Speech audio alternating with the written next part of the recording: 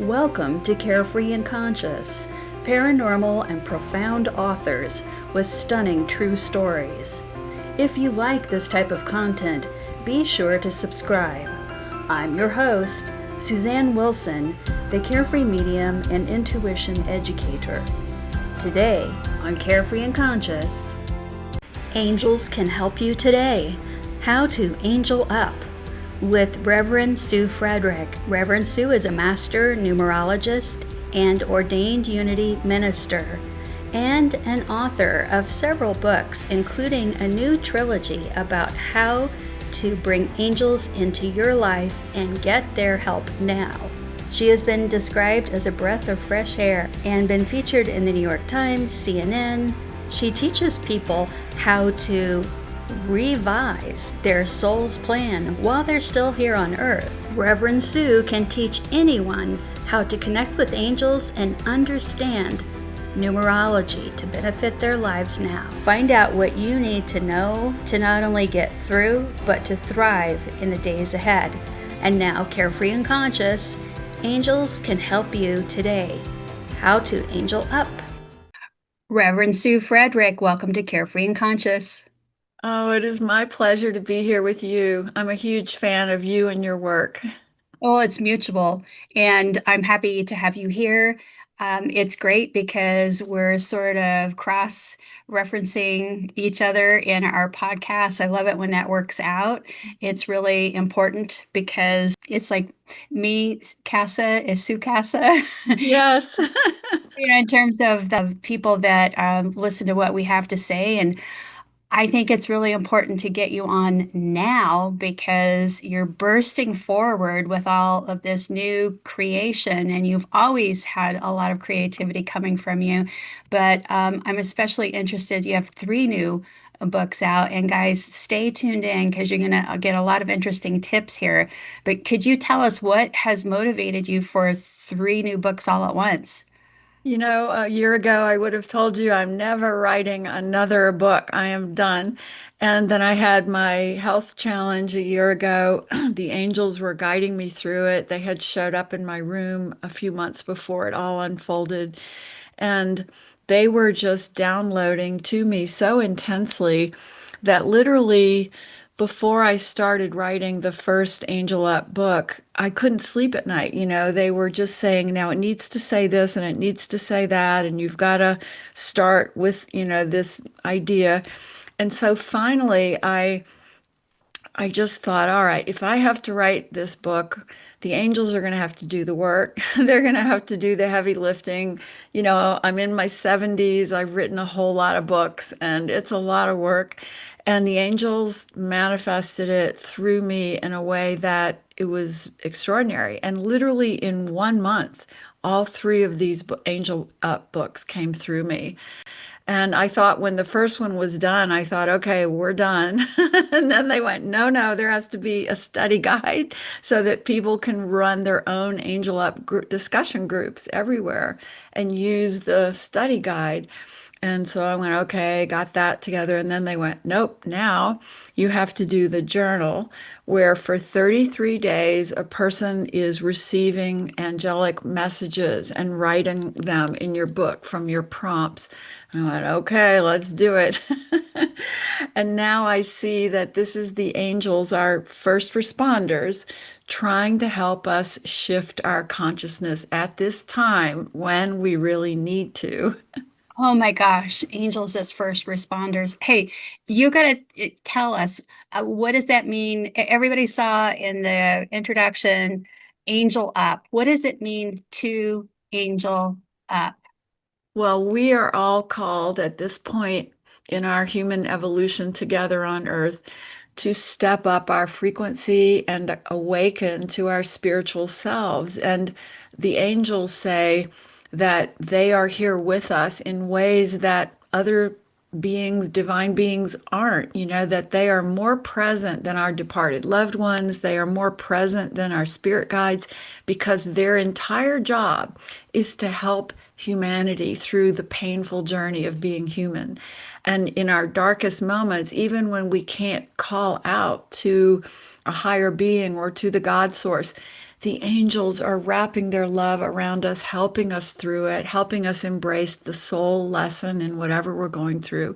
And they've been overlooked because the Bible sort of wrote them in a certain way that humans could understand and gave them swords and weird things, And then I grew up Catholic with all the stories of, Michael the Archangel and everything. And honestly, it was like, forget that. I'd rather be with the Virgin Mary. And then as I got older and evolved and studied spirituality, they started showing up as beings of divine light. And just seeing them would just fill my heart with love and empower me and wake me up in ways that I needed to be awakened.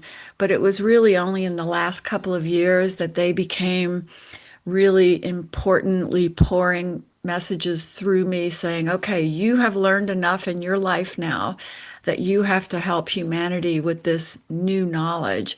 And I have just tried to pour it through me as purely as possible to get these 3 books out. And I guess we'll see if maybe my soul contract is done now. If I just ascend one day and I'm done, that's okay with me, by the way. Well, you just used the word ascend, and I want to talk about that. But first off, no, we need you here for as long as we can possibly have you here. So, what does ascension mean? It means a couple of things, but on a very human level, it means shifting up, angeling up to our higher selves. When we choose to come to Earth, we have to squeeze our enormous souls into these tiny little Earth bodies and Earth journeys. And so a big part of our higher soul stays in the higher realms. And when we angel up, we're really connecting, remembering who we are as higher beings, as higher selves. And the angels use that term, you've got to angel up. You've got to get your energy back up to your higher soul in order to navigate these times. But they also mean we need to recognize that they are with us, helping us, and that we are not alone. I mean, Susanne, you and I have both been through a lot of rough times in our long lives. And one of the worst things that happens, whether we're going through divorce or grief or financial problems or health, is that we feel we are walking it all alone. And yet the angels are always around us, trying to help us feel their love, trying to help us realize that they're giving us signs to remind us that we're not alone. And humans get so locked down in our earth minds, our human brains, that we think we're just controlling this physical world and that's all there is. And the angels are going, come on, we got you. We're opening that door for you. Well, you're definitely known as an angel person, a numbers person. How do those two interconnect? Well, the numbers were my life-saving gift when my husband died when I was 29. He died from colon cancer, which is a very interesting soul lesson because that's what I was diagnosed with a year ago. And a lot of healing happened to me by walking through that colon cancer journey in a very different way from the way Paul walked through it back in 1979 when it all unfolded for us.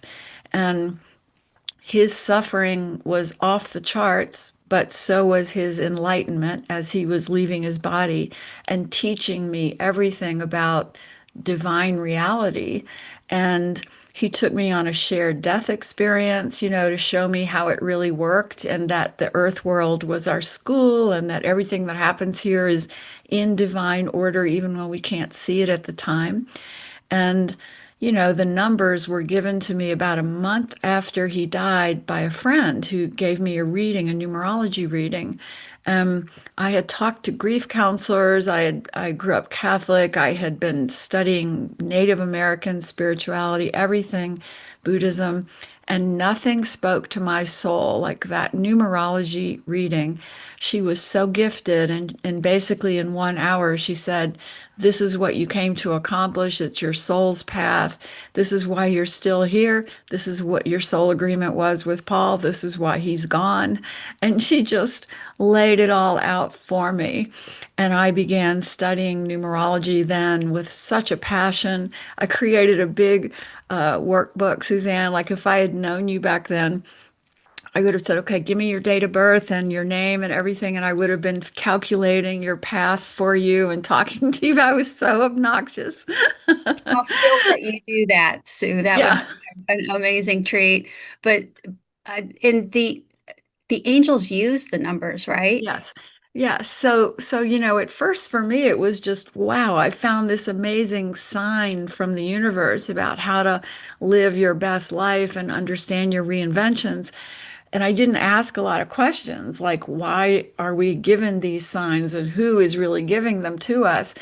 And as I've evolved and studied, even becoming a unity minister and getting to walk back and see the parts of the Bible that have been rewritten by men, really, and the Council of Nicaea, healed my relationship with angels, healed my relationship with the God source. No longer did I see the God source as this kind of distant punishing man in the sky, the way the Catholics taught. And no longer did I see the angels as weird warriors of the divine, which I personally couldn't connect to. And instead, I began to understand because they were telling me, don't you remember that time you were rock climbing and you fell and you were way beyond your ability to climb and you were headed straight down to the bottom of that canyon and your rope got wrapped around that nook and you didn't die? And I went, yeah. Guess who that was? That was us, your angels, because it wasn't your soul exit point. And they just started showing me all of their angelic interventions through my life. And it was so mind expanding, Suzanne. It was like I'd been missing the point of my life. And I suddenly realized I've been helped and protected and guided every step of the way. And so has everyone.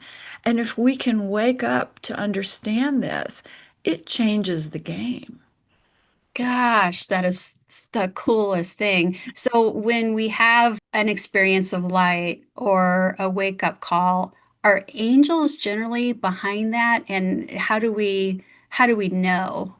Well, you can tell when it's a guide talking to you. They are sometimes a little distant, sometimes even like a strange voice that doesn't sound really human. It's kind of a more removed presence. I think of the guides as counselors, right? They're going to say, isn't that interesting that you have yourself in that situation?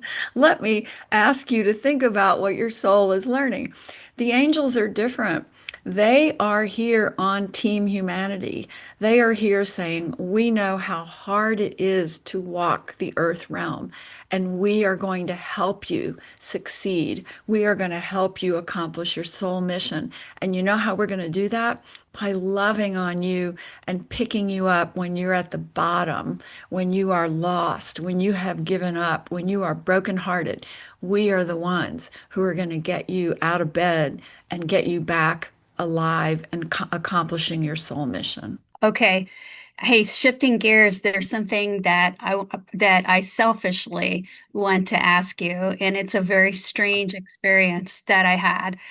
Strange and wonderful. I happened to be at the Alcazar in Cordoba, Spain, on the 1700th anniversary of the Council of Nicaea. Oh, It wow. was just an odd timing, of course. Sure, random. And there were all of these Catholic clergy, and they had an art installation for it, and tons of media. And I found a quiet corner and sat down and meditate. I do what I call my place memory exercises, where I tune in, and instead of going into past at that time, I saw who was there in attendance, and I saw many different types of what I consider angelic beings. And yes, they really do have, some of them, multiple heads or faces and eyes and strange appearances. And then I also saw dark energy at the edges trying to come in and not being able to get into Yeah. that. And Yeah. it's like, what was going on? there? What was I Well, saying? first of all, there's no accident that you were there. You were being shown the truth of the God source before it was rewritten by the Pope at the Council of Nicaea. And that was where it happened, is court. Yes, that's where it happened. So there's no accidents that you were there and you were seeing the play of light and dark. And Suzanne, I'm so glad you brought that up because the first message that the angels gave me that I recognized as from the angels was the one behind me in my video here. Um, it was 2014. I'd been teaching a workshop.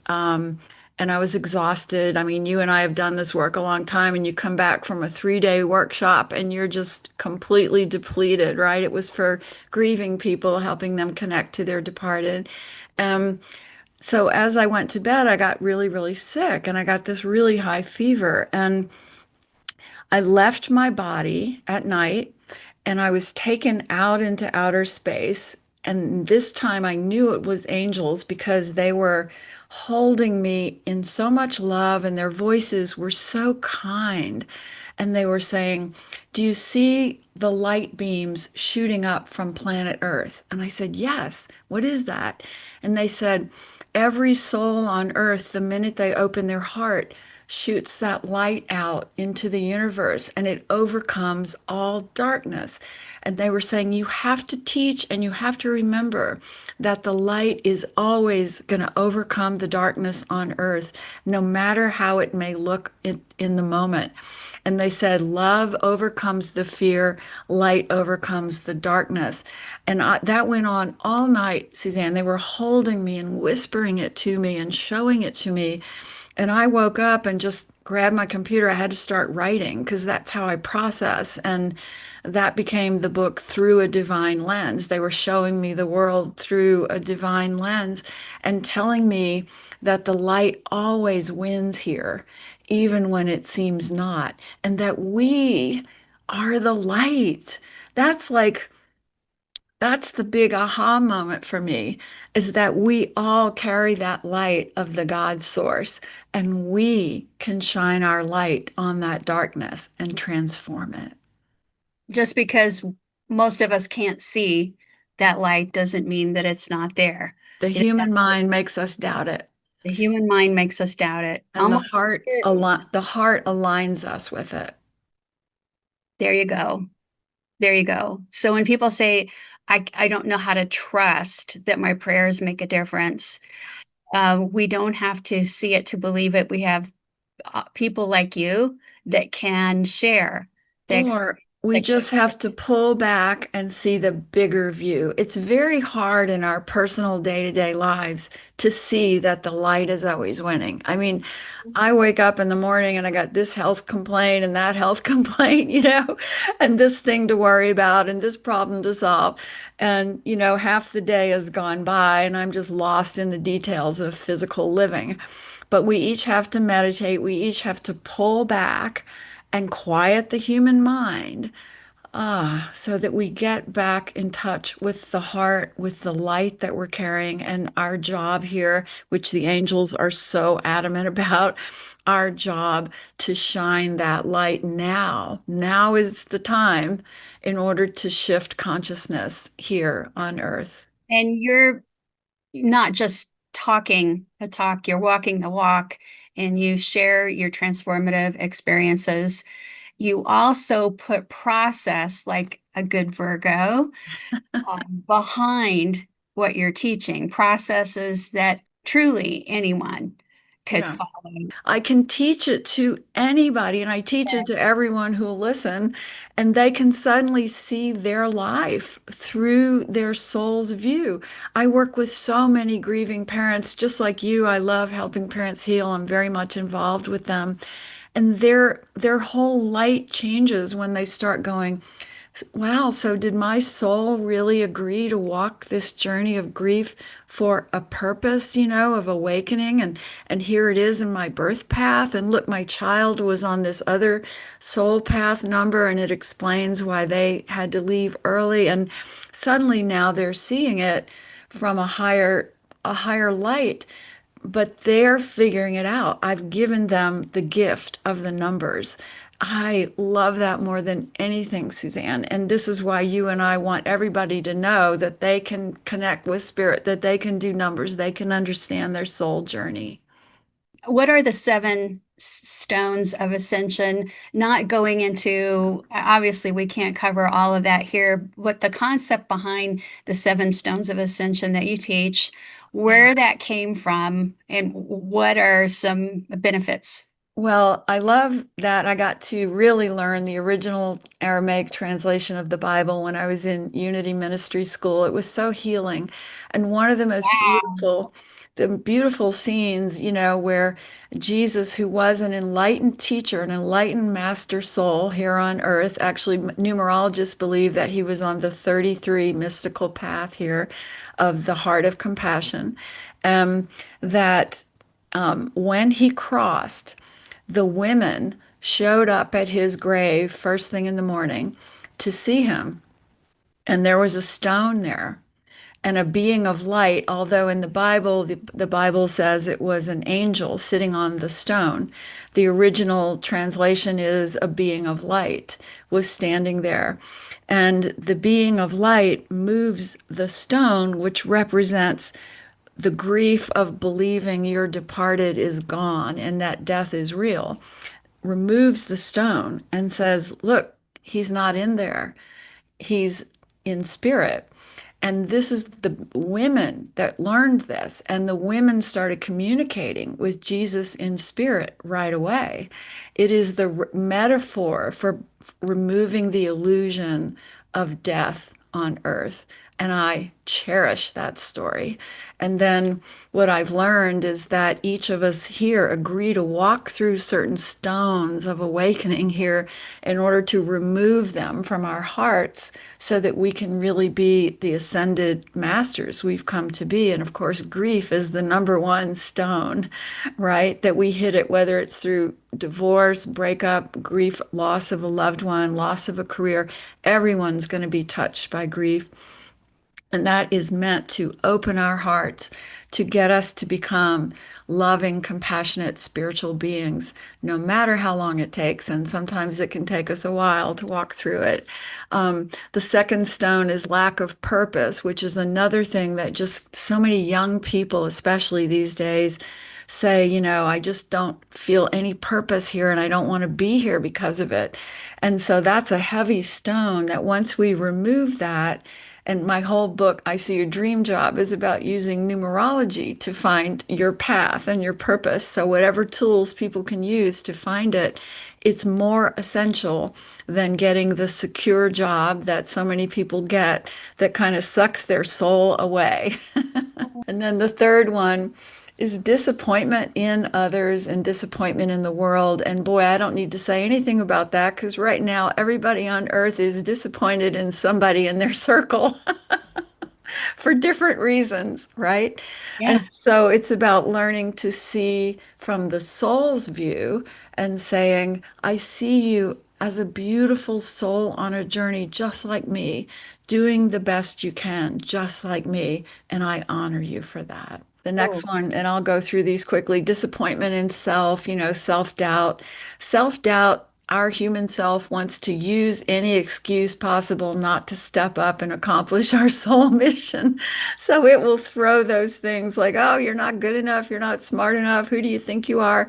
And once you realize, that's a stone that needs to be shattered by saying, I am a divine being like everybody else, and I came here to accomplish my soul mission, and nothing will stop me. And it has nothing to do with my ego or thinking that I'm better than anybody else. It's I accept the mission. That's simply what it is. And the next one is relationship turmoil, and just remembering that every person you bump into here, whether it's loving or painful, is a very important and sacred soul agreement that we made before this lifetime began, knowing it was going to push us to grow. In fact, the people who have hurt me the most in this life, I know in my soul posse, they love me unconditionally, and I'll see them again and remember that when this life is over.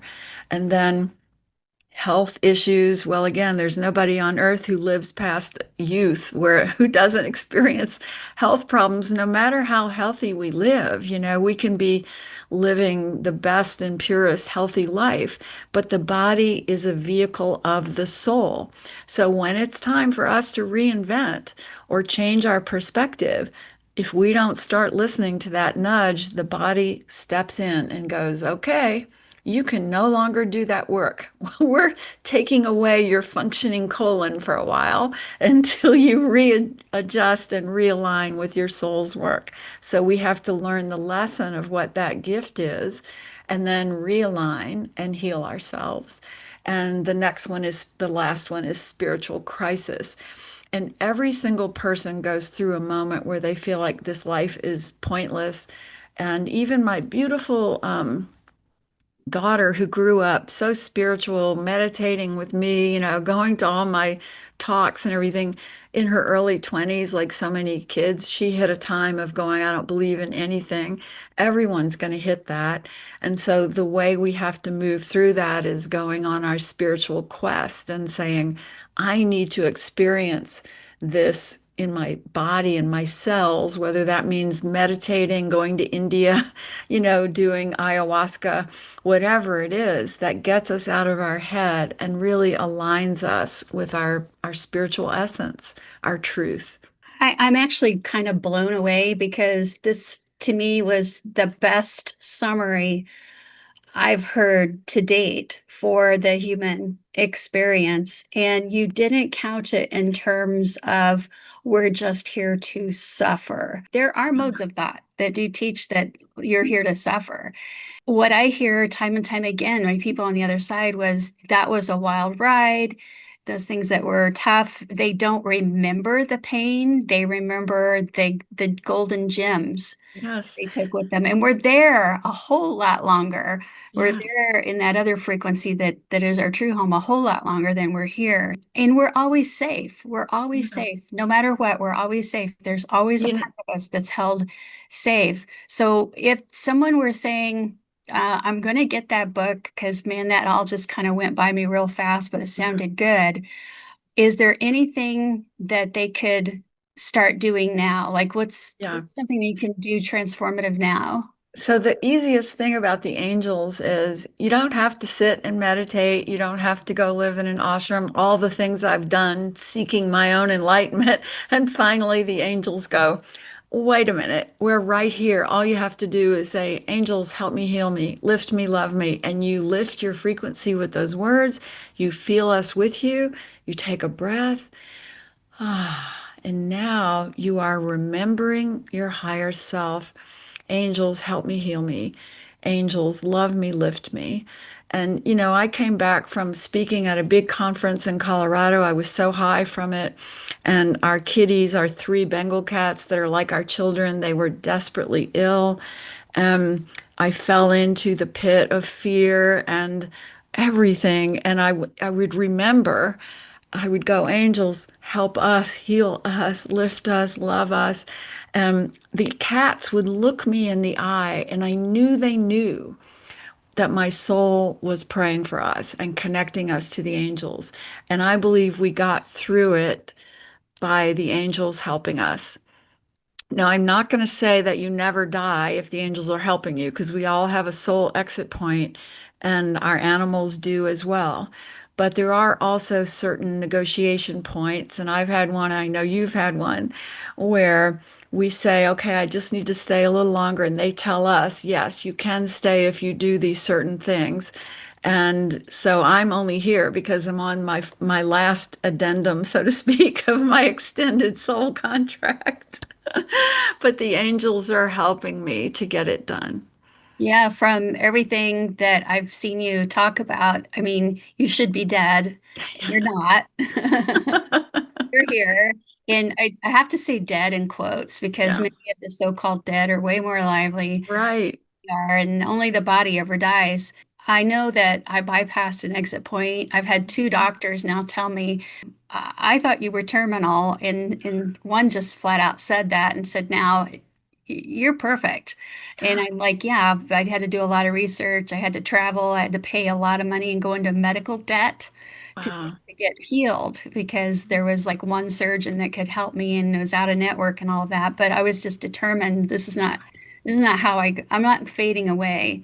But I didn't get yet instructions. That was just, it wasn't long ago, but I haven't had instructions. You need to do this, you need to do that.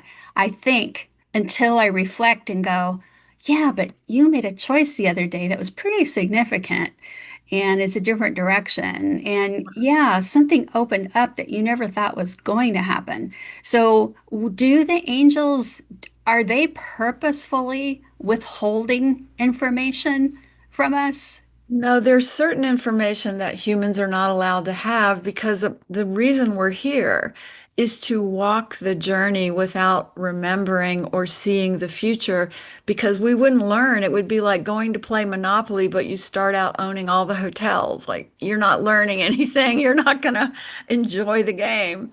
So there are certain things that we are not allowed to see. Even our own final exit point, most of the time we're not allowed to see that because we've got to live it right up to the point, rather than sometimes people go, well, gosh, if I knew when it was, then I'd go travel to Europe or whatever. No, you've got to live your purpose and your path right up until the final breath. And that's the joy of this physical life, that we are all in. And we are suffering and loving and laughing and crying and all those emotions. That is extraordinary. And that is a gift to be in the human realm and get to experience all of that. Sometimes we don't realize it until we've lifted out of it, how amazing it is. But it is an amazing blessing to be in these realms and feel all the stuff that we feel and still be able to walk through it. It's amazing.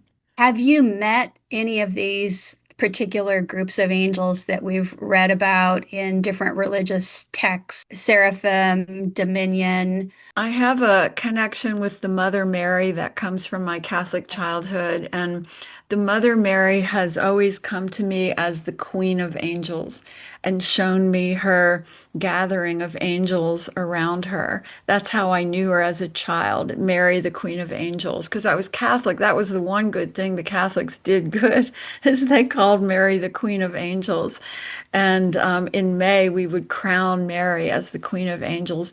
Those things went to my heart and soul as absolute beloved spiritual truth. And to this day, she wasn't a virgin because the word for virgin means actually in the original translation a good woman. It doesn't have anything to do with having relations with a man. And so the Catholics, twisted that idea as well. But we forgive those Catholics. They're doing the best they can. And if we're all seeking our own true answers and getting them from our own experiences and not just listening and following dogma that we're told to follow, then we are all going to wake up to this higher truth. Can we get your take on the new Pope? Oh, beautiful soul, a beautiful, blessed soul. I mean, I hope he stays. There's always there's a principle here on earth that says our leaders can't be too high frequency above our collective humanity level or they won't be sustainable. And this has happened in the past with certain leaders that we've had that either were killed or, I mean, I'm thinking of Martin Luther King and people like this who really held a high frequency of amazing wisdom and love and compassion and were taken out. Now, yes, we can go to the earth reasons for all of that, but if we go to the higher reason, there is a certain collective consciousness level that we have to be on in order to have a pope that teaches forgiveness and compassion and love. And I really pray that we are at that level or achieving it so that this pope can really make a difference in the world. Well, everything sounds really hopeful. What would you say to someone? I can't even listen to this right now. I'm too upset about XYZ happening in my life and ABC happening in America. What would you say to them that would get their attention? Well, just remember that everyone is an angel. Everyone has the ability to transform this darkness with their own light. This is why I teach my angelic ministry classes, because we go into these meditations together and travel to the places on earth where people are suffering, and we love on them. And then we travel to the leaders who are misbehaving, and we love on them. This is what angelic ministers do. This is the only way we're going to shift things into the light. And that's really what the angels mean when they say it's time to angel up. Okay, I have one more big question for you, but before that, how do people work with you? They can go to my website, SueFrederick.com, and I have a free soul path calculator there. Anybody can use it. So you just go to SueFrederick.com, and on the nav bar, you'll see soul path calculator. Go there, put your birth date into it. You will get your birth path. You will get all of that stuff. And then I have 100 million videos explaining what the numbers mean and a book called Sacred Numerology. So anyone can get that information very easily. And they can also join my classes. My next angelic ministry class is coming up, and I have a Patreon group. There's a ton of ways, and they can find them all on my website, SueFrederick.com. And so my big question, where do you see humanity in 20 years? Oh, wow, 20 years. Ah. You know, my children will be here in that world, and I'll be in the angel realm helping everyone. But I do know that the light does always win. I've been told that so clearly by the angels, that I see it as a great awakening. And I see it as finally the shifting of consciousness that humanity is capable of, creating a world not based on economics, based on what are our gifts and how do we each bring them to the world and to each other, and let that be how we become secure financially. AI is going to be a good thing for us. It's going to take away the tedious, meaningless jobs and allow humans to be the ascended masters of angelic wisdom, the healers that we are meant to be.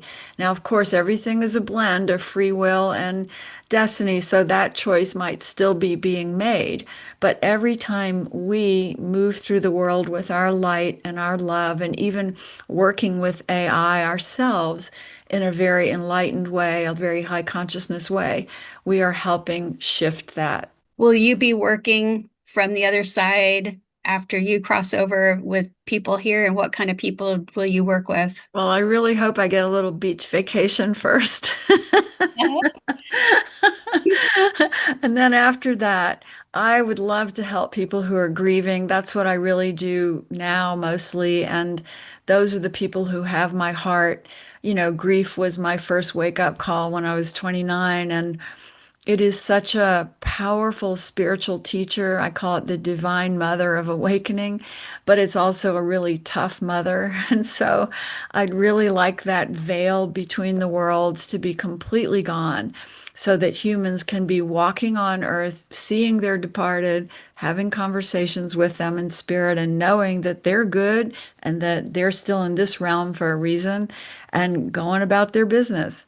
That's the world that humans can thrive in. Profound, helpful, hopeful, and healing. Reverend Sue Frederick, thank you.